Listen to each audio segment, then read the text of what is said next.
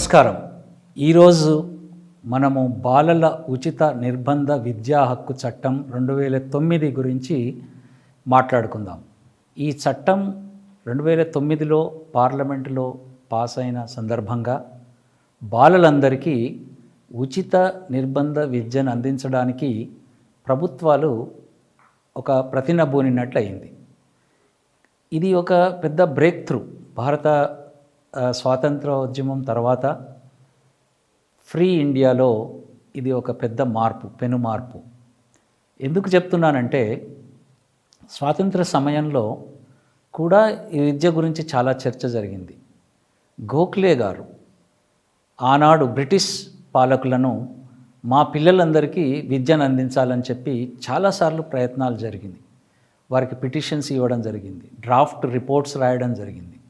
కానీ బ్రిటిష్ సామ్రాజ్యవాదులు ముఖ్యంగా అందరికీ విద్యను అందించాల్సిన అవసరం లేదని, లేదా అందరికీ విద్యను అందించడానికి డబ్బులు ఖర్చు పెట్టాల్సిన అవసరం లేదని ఒక దృక్పథంతో దాన్ని దాటవేయడం జరిగింది. అదేవిధంగా స్వాతంత్రం వచ్చిన తర్వాత 1947లో మనము స్వాతంత్రం సిద్ధించుకున్న తర్వాత విద్య మీద చర్చ జరుగుతూనే ఉంది. పిల్లలకు విద్యను అందించాలని చెప్పి చర్చ జరుగుతూనే ఉంది. ఆ సందర్భంగా బాబాసాహెబ్ అంబేద్కర్ గారి నాయకత్వంలో ఏర్పడ్డ రాజ్యాంగ పరిషత్తులో చర్చ విద్య మీద జరిగింది. ఆ జరిగినప్పుడు చాలామంది అన్నది ఏంటంటే, ఇప్పుడే మనం మన దేశంలో పిల్లలకి విద్యను అందించాలంటే అంత డబ్బు లేదు, ఇప్పుడిప్పుడే మనము స్వేచ్ఛ పొందినాము బ్రిటిష్ పాలకుల నుంచి, కొన్ని రోజులు ఆగొచ్చులే అని చెప్పి. లేదు, దీన్ని ఫండమెంటల్ రైట్గా ఉంచాలని బాబాసాహెబ్ గారు చాలా తగాదానే పెట్టుకున్నారు రాజ్యాంగ పరిషత్తులో. అయితే అప్పుడు ప్రాథమిక విద్యను ఆదేశిక సూత్రాల్లో పెడదామని చెప్పి ఒక కాంప్రమైజ్కి వచ్చిండ్రు. సో బాబాసాహెబ్ గారు ఫండమెంటల్ రైట్ ఉండాలని చెప్పిన దానికి లేదులే, ప్రాథమిక హక్కులలో చేర్చాలని ఆర్టికల్ 45లో ప్రాథమిక విద్య అని పెట్టిండ్రు. అప్పుడు మళ్ళీ బాబాసాహెబ్ గారు మనం ఆర్టికల్ 24లో పిల్లలెవరు 14 సంవత్సరాల లోపు పిల్లలు పనిచేయొద్దన్నాం కదా, మరి 10 సంవత్సరాలకే విద్యను అందిస్తే ఎట్లా అని చెప్పి ఒక మధ్య మార్గంగా ఆర్టికల్ 45 ఆదేశిక సూత్రాల్లో బాలలందరికీ ప్రాథమిక విద్యను అందించాలని చెప్పి 10 సంవత్సరాల లోపల అందించాలని చెప్పి అప్పుడు అందులో పొందుపరచడం జరిగింది. ఆ తర్వాత ఒక పెద్ద మార్పు ఏంటంటే, విద్య మీద ఒక ప్రాథమిక హక్కు కాదు కాబట్టి అది జస్టిషియబుల్ కాదు, చట్టంలో లేదు కాబట్టి, చట్టరీత్యా పాలకులకు ఒక బైండింగ్ లేదు కాబట్టి దాని మీద పెద్ద చర్చ, దాని మీద ఒక కట్టుబడి లేదు ప్రభుత్వాలకు. సో ఒకసారి 1993లో ఉన్నికృష్ణన్ మరియు ఆంధ్రప్రదేశ్ గవర్నమెంట్కు జరిగిన ఒక వివాదంలో సుప్రీంకోర్టు ధర్మస్థానం ఒక పెద్ద తీర్పు ఇచ్చింది. అది పెను సంచలనాన్ని సృష్టించింది. అయ్యా, మీరు పిల్లలకు ప్రాథమిక హక్కు ఇవ్వకుంటే జీవించే హక్కు ఇచ్చి ఏం లాభం అని ఒక ప్రశ్న వేసింది ప్రభుత్వాలను. ఆర్టికల్ 21 మీరు జీవించే హక్కుని ఇచ్చినప్పుడు ప్రాథమిక హక్కుగా, పిల్లలకు కూడా ప్రాథమిక హక్కును, విద్యా హక్కును ప్రసాదించాల్సిందే, మీదే బాధ్యత అని చెప్పి ఆ తీర్పు తర్వాత పౌర సంఘాలు, మేము, ప్రజలు, సివిల్ సొసైటీ, ఎన్జిఓలు, పొలిటికల్ పార్టీస్ అన్నీ కలిసి national alliance for right to education అని ఒక పెద్ద నేషనల్ లెవెల్లో ఒక పెద్ద ఉద్యమం జరిగిన క్రమంలో 2002లో దానికి ఇప్పుడు 21Aలో చేర్చాలంటే రాజ్యాంగ సవరణ చేయాలి. సో ఇమాజిన్, రాజ్యాంగ సవరణ చేయడం అంటే పార్లమెంటు, రాజ్యసభ అందరు కూర్చొని ఒప్పుకోవాలి దానికి. సో అదే 86వ రాజ్యాంగ సవరణ 2002లో జరిగింది రాజ్యసభ. అండ్ ఆ సవరణ 21Aలో బాలలందరికీ ఉచిత నిర్బంధ విద్యా హక్కు అందించాలి. 21Aగా ఇప్పుడు మీరు ఏ రాజ్యాంగ బుక్ చూసుకున్నా అంతకుముందు 21లో ఉండే ఆర్టికల్, ఇప్పుడు ఆర్టికల్ 21Aలో ఇది స్పష్టంగా కనిపిస్తుంది. చట్ట రూపేణ పిల్లలకు చట్టాన్ని రూపొందించండి, పిల్లలకు విద్యను అందించండి 14 సంవత్సరాల లోపు, 6 నుంచి 14 సంవత్సరాల లోపు అనేది ఆ చట్టం యొక్క ఆ రాజ్యాంగ సవరణ. బట్ దానికి చట్టం చేయాలి. దానికి చట్టం చేయాలంటే 2002 నుంచి 7 సంవత్సరాలు పట్టింది. కేబ్ కమిటీ, వివిధ కమిటీల ద్వారా డ్రాఫ్టులు తయారు చేసి ఈ బాలల ఉచిత నిర్బంధ విద్యా హక్కు చట్టాన్ని ఒక పెద్ద ల్యాండ్ మార్క్గా చెప్పుకోవచ్చు. 2009లో రాజ్యసభలో పాస్ అయింది, తర్వాత పార్లమెంట్లో పాస్ అయింది, ఆగస్టులో ప్రెసిడెంట్ గారు దీనికి అసెంట్ ఇచ్చారు. సో ఇందులో ఏముంది అనేది మనము చర్చ చేయడానికి ముందుకెళ్దాం. బాలల ఉచిత నిర్బంధ విద్యా హక్కు చట్టం 2009లో అమలులోకి వచ్చినప్పటి నుంచి కూడా ఇది ఒక పెద్ద విప్లవాత్మకమైన మార్పుగా మనం చూడవచ్చు. చట్టం ముందు, చట్టం తర్వాత. చట్టానికి ముందు ఈ జాతి సంపదలో బడుగు బలహీన వర్గాలకు, పేద వర్గాలకు చెందిన పిల్లలకు ఈ జాతి సంపదలో వాళ్ళ విద్య కోసం వెచ్చించడానికి ఒక స్పేస్, ఒక జాగా దొరికింది. ప్రభుత్వాలను ప్రశ్నించే జాగా దొరికింది. మా పిల్లలకు బడి కావాలి, మా పిల్లలకు టీచర్లు కావాలి, మీరు విద్యా హక్కు చట్టాన్ని మీరు తీసుకొచ్చారు కాబట్టి మాకు ఈ స్థానం కావాలి, మా పిల్లలు కూడా మాలాగా ఉండొద్దు, మా పిల్లలు కూడా బడికి వెళ్ళాలి, మా ఆడపిల్లలు మగపిల్లలు అందరూ కూడా అందరితో సమానమైన విద్యా అవకాశాన్ని కల్పిస్తామని మీరు చట్టం చేశారు కాబట్టి ఆ చట్ట రీత్యానే, అంటే అదొక పెద్ద దేశంలోనే ఈ యాక్సెస్ కానీ, స్కూలు లేకుంటే అడిగే హక్కును పొందిండ్రు, టీచర్ లేకుంటే పొందే హక్కును పొందిండ్రు. ఒక చిన్న పోస్ట్ కార్డ్ రాయొచ్చు. గద్వాలలో టీచర్లు లేకపోతే మాకు విద్యా హక్కు చట్ట ప్రకారంగా టీచర్లు లేరని చెప్పి పోస్ట్ కార్డ్స్ చీఫ్ జస్టిస్కి రాశారు పిల్లలు. వెంటనే టీచర్లను రిక్రూట్ చేయమని చెప్పి ప్రభుత్వాలకు ఆదేశాలు జారీ చేసింది. అంటే దీని అర్థం ఏమిటంటే ప్రజలకు హక్కును పొందడానికి, విద్యా హక్కును పొందడానికి ఒక మంచి ఆస్కారం ఈ చట్టం ఇవ్వడం జరిగింది. అందుకే ఇది జస్టిసియబుల్. అంటే ఎప్పుడైతే ప్రాథమిక హక్కుగా విద్యా హక్కు ఉందో ఇది జస్టిసియబుల్. ఎవరైనా కోర్టు గుమ్మానికి వెళ్ళి అయ్యా నాకు ఈ ప్రభుత్వము విద్యను అందించడం లేదు, నాణ్యమైన విద్యను అందించడం లేదు, లేదా ఒక చైల్డ్ 10 సంవత్సరాలు స్కూల్కి వెళ్ళిన తర్వాత తనకు విద్యను అందలేదు, ఏజ్ అప్రోప్రియేట్గా అందలేదు, క్వాలిటీ ఎడ్యుకేషన్ రాలేదు, ఒకసారి కోర్టుకు వెళ్ళాడు, నాకు విద్యను అందించలేదు ప్రభుత్వం అని చెప్పి. సో ఇట్లా చూసుకుంటూ పోతే ఇది ఒక పెద్ద ఒక విప్లవాత్మకమైన మార్పుగా మనం గమనించాల్సిన అవసరం ఉంది. ఇదేదో చట్టము విద్య కోసమే కాదు, తరతరాల వెనుకబాటుతనానికి విద్య ఎంతైతే మూల కారణమో, విద్య లేనితనం ఏదైతే మూల కారణమో దాన్ని అందించడానికి ప్రభుత్వాలు సిద్ధంగా ఉండడం, దాన్ని అందుకోవడానికి ప్రజలు సిద్ధంగా ఉండడం అనేది ఇది ఒక విప్లవాత్మకమైన మార్పుకు, వెనకబాటుతనానికి, ముఖ్యంగా దళిత పిల్లలు, ట్రైబల్ చిల్డ్రన్ అంటే దీంట్లో ఏమేమి ఉన్నాయో మనం ఇంకా ముందుకు వెళ్దాం. సో ఇందులో ఈ చట్టాన్ని ఒక 10 పాయింట్స్గా మనము డివైడ్ చేయొచ్చు. ఆ 10 పాయింట్స్ మనం చర్చ చేసుకోవడానికి అవకాశం ఉంది. ఒకటి, బాలలు అంటే 6 నుంచి 14 సంవత్సరాలు అని నిర్వచనం ఇచ్చారు. ఆ ఏజ్ గ్రూప్ పిల్లలకు ఉచితంగా విద్యను అందించాలి. ఉచితము అంటే బాలల మీద ఎటువంటి డబ్బు కూడా ఆశించవద్దు, అన్నీ కూడా ప్రభుత్వం సమకూర్చాలి. ఉచితము అంటే అది. అందులో ప్రభుత్వ విద్యాలయాలకు వెళ్ళే పిల్లలకే బాధ్యత వహిస్తుంది ప్రభుత్వము, ప్రైవేటుకు వెళ్తే వాళ్ళు బాధ్యత వహించరు ఈ చట్ట ప్రకారంగా. సో ఉచితము అంటే అర్థం ఏంటంటే, అందుకే మనకి ఈరోజు టెక్స్ట్ బుక్స్ కానీ ఇదేదో ప్రభుత్వాల చారిటీ నుంచి వచ్చినాయి కాదు. ఈ text books, uniforms, mid day meals, breakfast ఇవన్నీ కూడా పిల్లల హక్కు నుంచి వస్తున్నాయి. ఇదేదో ప్రభుత్వాల ఉదాసీనత నుంచి రావడం లేదనేది గమనించాలి మనం. ఇది రైట్ ఆఫ్ చైల్డ్ ఈ చట్టంలో ఉంది. సో 1 ఉచితం, 2 నిర్బంధం. నిర్బంధ విద్యం అంటే అర్థం ఏమిటంటే నిర్బంధం ప్రభుత్వాల మీద, ఇది తల్లిదండ్రుల మీద నిర్బంధం కాదు. చాలాసార్లు అనుకుంటారు తల్లిదండ్రుల మీద, ప్రభుత్వాల మీద నిర్బంధం పెట్టుకున్నది. మేము మీ పిల్లల్ని 6 నుంచి 14 సంవత్సరాల వరకు విద్యను అందిస్తాము, నాణ్యమైన విద్యను అందిస్తాము, అది వాళ్ళ మీద పెట్టుకున్న నిర్బంధం. మూడవది చాలా ముఖ్యమైనది, ముఖ్యంగా వలస కార్మికులకు పిల్లలకు, ఒక ఊరు నుంచి ఇంకో ఊరికి వెళ్ళే పిల్లలకు, డాక్యుమెంట్స్ లేని పిల్లలకు, ఆధార్ కార్డు లేని పిల్లలకు, లేదా డేట్ ఆఫ్ బర్త్ లేని పిల్లలకు, ఈ పిల్లలందరికీ అప్పుడు అంతకుముందు ఈ చట్టం రాకముందు ఈ డాక్యుమెంట్స్ అడిగేది. ఇది ప్రభుత్వ ప్రైవేట్ స్కూళ్ళల్లో కూడా. కానీ ఈ చట్టంలో ఏం చెప్తుందంటే, ఏ డాక్యుమెంట్స్ లేకున్నా చైల్డ్ స్కూల్ పాయింట్కి వచ్చినప్పుడు ఇవన్నీ అడగకుండానే పిల్లల్ని బడిలో చేర్చుకోవాలి.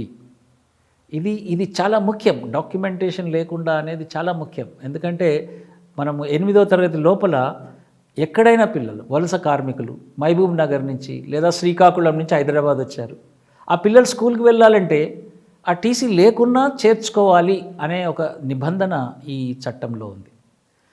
మూడోది, టీచర్స్, నాణ్యమైన టీచింగ్ లేకుండా టీచర్లు ఉండడానికి వీల్లేదు ఈ చట్టం వచ్చిన తర్వాత. అందుకే ఇప్పుడు చూస్తున్నాం మనం బీఈడి డిఈడి చేసే టీచర్లు అందరినీ ప్రైవేట్, కానీ ఇది ప్రైవేట్కు వర్తిస్తుంది, గవర్నమెంట్కి వర్తిస్తుంది. అంటే ఇది ప్రొఫెషనల్ వర్క్. అంటే ఇది సర్జన్ ఏదో దారిన బయట ఆయన సర్జరీ చేస్తారు, ఊరుకోం కదా మనం. అట్లనే మా పిల్లలకు పాఠాలు టీచర్స్, ట్రైన్డ్ టీచర్స్తోనే పాఠాలు చెప్పాలి అని చట్టంలో పొందుపరచబడి ఉంది. అది చాలా ముఖ్యమైన. ఇంకొక పాయింట్, స్కూల్స్ ఎలా ఉండాలి.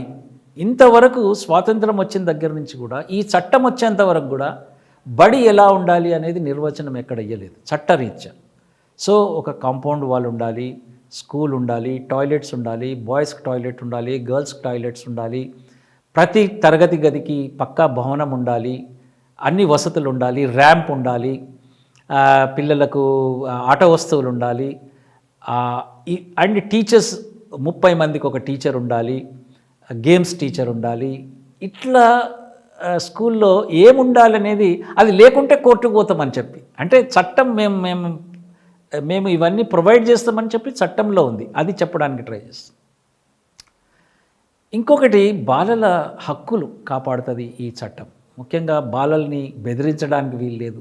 మనమందరం చూసాం, స్కూళ్ళల్లో కొట్టడం తిట్టడం వల్ల పిల్లలు బడి మానేస్తారు. మానేయడం కాదు, బడి నుంచి తోసివేయబడతారు.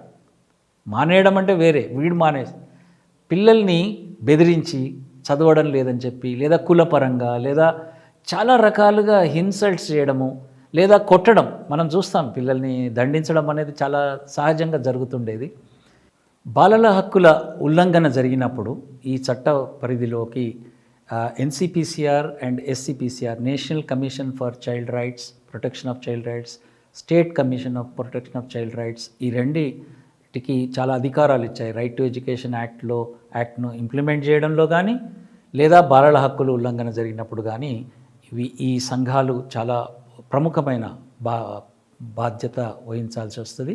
పిల్లలు లేదా పిల్లల తల్లిదండ్రులు వీటిని అప్రోచ్ కావచ్చు. ఇంకొక ముఖ్య విషయం, ఈ చట్టంలో ఒక సోషల్ రిఫార్మ్గా నేను అనుకుంటాను దీన్ని. అంటే ప్రైవేట్ స్కూల్స్లో పేదలకు 25% రిజర్వేషన్ ఉంది ఈ చట్టం ద్వారా. చాలా రాష్ట్రాలు అమలు చేస్తున్నాయి, కొన్ని రాష్ట్రాలు ఇంకా అమలు చేయడం లేదు. కానీ ప్రైవేట్ స్కూల్స్లో క్లాస్ 1లో 25%, 40 మంది పిల్లలుంటే 10 మంది పిల్లలకు ఉచితంగా విద్యను అందించాలి ఆ పాఠశాలలు. అండ్ ఆ పాఠశాలలకు డబ్బు, ఆ 10 మంది పిల్లల డబ్బు ప్రభుత్వం పే చేస్తుంది. దీన్ని సోషల్ రిఫార్మ్ ఎందుకంటున్నానంటే, ఒక elite schools, Chirec public school అనో, లేకపోతే పెద్ద పెద్ద స్కూల్స్, విద్యాభవన్, భారతీయ విద్యాభవన్, ఈ స్కూల్స్లో అతి ఉన్నత వర్గాలకు చెందిన పిల్లలు బళ్ళకు వెళ్తున్నారు. ఆ పిల్లలకు పేద వర్గాల పిల్లలు ఎట్లుంటారో కూడా తెలియదు. సో ఆ ఒక అవకాశం ఇది. సోషల్ రిఫార్మ్ అంటే వీళ్ళకి రిజర్వేషన్ అని కాదు నా ఉద్దేశంలో. అయితే ఇది పేద వర్గాల పిల్లలు ఎలా ఉంటారు అని చెప్పడానికి కూడా ఇది ఒక కలిపి చదువుకునే ఒక అవకాశం. యాక్చువల్లీ అందరి పిల్లలు ఒకే దగ్గర చదువుకోవాలి, కానీ ఈ చట్టంలో ఇది ఒక ప్రొవిజన్ పెట్టారు, 25% రిజర్వేషన్ ఇన్ ప్రైవేట్ స్కూల్స్. ఆ ప్రైవేట్ స్కూల్స్లో చదువుతున్న ఈ పేద వర్గాల పిల్లలకు ప్రభుత్వము ఎంతైతే డబ్బు ఖర్చు పెడుతుందో పర్ చైల్డ్, ఆ డబ్బును ఆ స్కూల్కి ఇవ్వాలి. అట్లా చాలా రాష్ట్రాల్లో ఇస్తున్నారు. ఆ విధంగా పిల్లలు లబ్ధి పొందుతున్నారు. ఇంకొకటి చాలా ముఖ్యమైనది, అంటే ఇది చాలా కాంట్రవర్షియల్గా ఉండే ఈ చట్టం రూపొందించినప్పుడు, కానీ చట్టం రూపొందించబడ్డది. పరీక్షలు. పరీక్షల పేరుతో పిల్లల్ని భయభ్రాంతులను చేసి, నువ్వు ఫెయిల్ అయ్యావు, నీకు 0 మార్క్ వచ్చింది, నీకు 3 మార్కులు వచ్చాయి అని చెప్పే ఈ భయభ్రాంతుల నుంచి పిల్లల్ని స్వేచ్ఛగా చదువుకోవడానికి ఒక మార్గం సుగమం చేసింది ఈ ఈ ఈ చట్టంలో. ఈ పరీక్షల ప్రెషర్ను తీసేసి, అంటే పరీక్షలే ఉండవా, అంటే ఈ పిల్లల్ని ఎలా చదువుకుంటే ఎలా చూడాలి అనేది ప్రశ్న వచ్చింది అప్పుడు కూడా. ఈ చట్టంలో చాలా క్లియర్గా రెగ్యులర్గా కంటిన్యూస్ కాంప్రహెన్సివ్ ఎవాల్యుయేషన్ అనేది ఒక చట్టంలో పొందుపరచబడ్డది. అంటే రెగ్యులర్గా పిల్లల్ని అసెస్ చేయండి, పాటలు పాడితే మార్కులు వేయండి, చెట్టు ఎక్కితే మార్కులు వేయండి, సహకారం చేస్తే మార్కులు వేయండి, పిల్లలు మాట్లాడు క్రమంలో మార్కులు వేయండి. అంటే ఇటు కేవలం బట్టి చదివి ఉన్న పిల్లలకే మార్కులు కాదు, ఇది కాంప్రహెన్సివ్గా మార్కులు వేయండి, ఫెయిల్ చేయకండి. 8వ తరగతి వరకు పిల్లల్ని ఫెయిల్ అనే ముద్ర వేయకండి. ఫెయిల్ అనే ముద్ర వేయడం ద్వారా పిల్లలు బడి మానేసే అవకాశం ఎక్కువ ఉంది, ఇన్సల్ట్ అయ్యే అవకాశం ఎక్కువ ఉంది. అరే నువ్వు పనికిరావు, మీ పిల్లలు అరే మీరు పనికిరారు బడికి, అట్లా చెప్పారు కూడా చాలాసార్లు. మీ మొహాలకు చదువు వస్తుందా, ఇట్లా చెప్పిన సందర్భాలు ఉన్నాయి. ఇప్పుడు చెప్పడానికి వీల్లేదు. స్కూల్కి వచ్చిన ప్రతి చైల్డ్ స్కూల్కి వెళ్ళాల్సిన అవసరం ఉంది. అదేవిధంగా పిల్లల్ని చట్టంలో చాలా స్పష్టంగా బాల కార్మికులు ఉండొద్దు అనేది అర్థం దీనికి. అంటే 14 సంవత్సరాలలో పిల్లలు బడిలోనే ఉండాలి, పనిలో ఉండడానికి వీల్లేదు. ఎక్కడైనా చైల్డ్ బయట పనిలో ఉన్నారు అంటే ప్రభుత్వాల బాధ్యత పిల్లల్ని ఆ పని మాన్పించి బడికి తీసుకురావడం, అండ్ పనిలో పెట్టుకున్న వారిని చట్టరీత్యా, అది చైల్డ్ లేబర్ యాక్ట్లో చట్టరీత్యా వారికి శిక్షలు వేయడానికి ఈ చట్టంలో కాదు, చైల్డ్ లేబర్ చట్టంలో ఉంది. కానీ చైల్డ్ని ఎక్కడికి తీసుకుపోవాలనేది ప్రశ్న ఉండేది ఇంతకుముందు ఎప్పుడు. కానీ ఇప్పుడు ఈ పిల్లలకి ఏ ఏజ్ గ్రూప్ అయినా సరే, 9 year old 10 year old వారికి వయస్సుకు తగ్గ తరగతిని ప్రిపేర్ చేయడానికి ఈ పిల్లలకు అవకాశం ఉంది. 10 ఏళ్ల పాప 5వ తరగతిలో చేరడం ఈ చట్టం కల్పిస్తుంది. లాటరల్ ఎంట్రీ యూనివర్సిటీలలో వాటిలో చేస్తారు లాటరల్ ఎంట్రీ. అలాగే ఈ చట్టంలో ఇంత పెద్ద వెసులుబాటు, ముఖ్యంగా బడుగు బలహీన వర్గాల పిల్లలే ఎక్కువ బడి బయట ఉంటారు, ఆ బాల కార్మికులుగా ఉంటారు. ఈ పిల్లల్ని తీసుకొచ్చి, అందుకోసమే మనం చూసాం చట్టం తర్వాత బ్రిడ్జ్ కోర్సులని దేశవ్యాప్తంగా లక్షలాది మంది పిల్లల్ని పని నుంచి మాన్పించి బ్రిడ్జ్ కోర్సులు నిర్వహించి తర్వాత స్కూల్స్లో జాయిన్ చేశారు. ఆ పిల్లలే ఈరోజు యూనివర్సిటీలలో చదువుతున్నారు, డాక్టర్లు అయ్యారు, టీచర్లు అయ్యారు. ఒకవేళ ఈ చట్టం కనుక ఆ వెసులుబాటు ఇవ్వకపోతే ఈ పిల్లలందరూ బాలకార్మికులుగా నిరక్షరాస్యులుగా అయ్యే ప్రమాదం ఉండే. కాబట్టి ఈ చట్టం బాలల ఉచిత నిర్బంధ విద్యా హక్కు చట్టం 2009 ఈ 10 పాయింట్లలో ఏది జరగకపోయినా చట్టరీత్యా మనము కోర్టు గుమ్మం వెక్కే అవకాశం ఉంది ప్రతి పౌరునికి, కేవలం తల్లిదండ్రులకే కాదు. అదేవిధంగా ప్రభుత్వాలు విద్యను ఇంతవరకు కూడా డబ్బు ఎక్కువ పెట్టవలసి వస్తుందని ఈ చట్టాన్ని తీసుకురాలేదు. కానీ ఈ ఒత్తిడితో 2009లో ఈ చట్టం తీసుకొచ్చారు. ఈ చట్టంలో డబ్బు వెచ్చించాలి, పిల్లలకు స్కూళ్ళు కట్టాలి, 1 కిలోమీటర్ లోపల స్కూల్ ఉండాలి, ప్రైమరీ స్కూల్ 3 కిలోమీటర్ల లోపల అప్పర్ ప్రైమరీ స్కూల్ ఉండాలి, 5 కిలోమీటర్ల రేడియస్లో హై స్కూల్ ఉండాలి. ఇది కూడా స్పష్టంగా ఈ చట్టంలో చెప్పబడింది. కాబట్టి బాలల ఉచిత నిర్బంధ విద్యా హక్కు చట్టాన్ని 2009లో రావడం, దానికి ఇంకా ఛాలెంజెస్ ఉన్నమాట వాస్తవమే.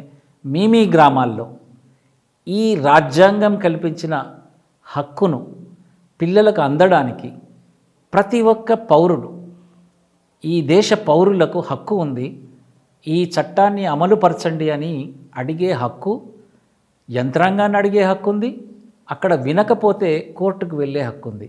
ఆ హక్కు ద్వారానే పిల్లలందరూ విద్యను అభ్యసించి ఆ విద్యలో పరిపూర్ణత సాధించి ఒక సమాజంలో గౌరవప్రదమైన జీవనం జీవించడానికి, ఒక ప్రజాస్వామిక దేశంగా మారడానికి అన్ని అవకాశాలు మన ప్రియాంబుల్లో చెప్పినట్టుగా సామాజిక, ఆర్థిక, పొలిటికల్ న్యాయం జరగడం అనేది మన పీఠికలో, మన ప్రియాంబుల్లో, రాజ్యాంగంలో రాసుకున్న ప్రియాంబుల్లో వాగ్దానం చేసినట్టుగా నెరవేరుతుందని ఆశిస్తూ మీ అందరికీ మరొకసారి నమస్కారం.